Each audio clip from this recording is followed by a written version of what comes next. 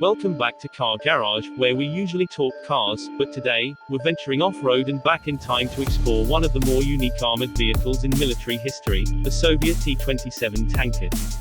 While it may not be a household name like the T-34 or Sherman, the T-27 played an important role in the early development of Soviet armored forces.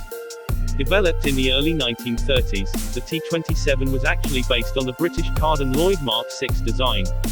The Soviet Union licensed the design, then modified and mass-produced it, creating a light, nimble, and compact two-man tankette that was intended primarily for reconnaissance roles. Now, let's talk about the look and build of this little guy. The T-27 is incredibly small by modern standards. It weighs in at under 3 tons and is just big enough to fit a driver and a machine gunner. The tank's armor is made up of riveted plates ranging from about 4 to 10 millimeters thick, enough to stop rifle bullets and shrapnel, but not much else.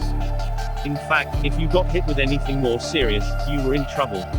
Its compact size and low profile, however, made it harder to spot and easier to conceal, which was great for its role as a scout vehicle. Inside, things are as cramped as you'd expect. The crew had very limited visibility, relying mostly on vision slits and basic optics. There's no turret either, just a fixed mount for a 7.62mm DT machine gun on the front. This limited its offensive capability severely and made it vulnerable in combat situations that required maneuvering or quick reaction. That said, in the early 1930s, the T-27 was seen as a technological step forward and helped the Red Army gain valuable experience in using armored vehicles. As for performance, it's actually better than it looks. The T-27 was powered by a 40-horsepower gas AA engine, which gave it a top speed of about 40 km/h on roads. Not bad for a vehicle of its size and age. It could handle light off-road conditions reasonably well, although it struggled in muddy or rough terrain due to its narrow tracks and limited power. Maneuverability was decent, and it was mechanically simple enough to be easy to repair in the field, another plus for a reconnaissance unit. One of the more fascinating aspects of the T-27's history is its versatility. Beyond scouting, it was used to train early tank crews, pull light artillery, and even experimented with in airborne operations. Yes, they actually tried dropping them from planes to support paratroopers.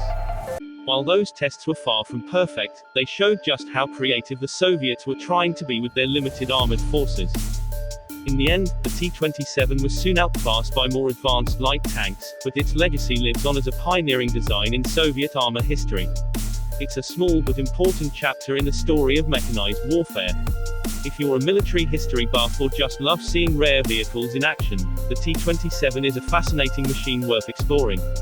Thanks for tuning into Car Garage. Don't forget to like, subscribe, and keep rolling with us for more gear-driven content.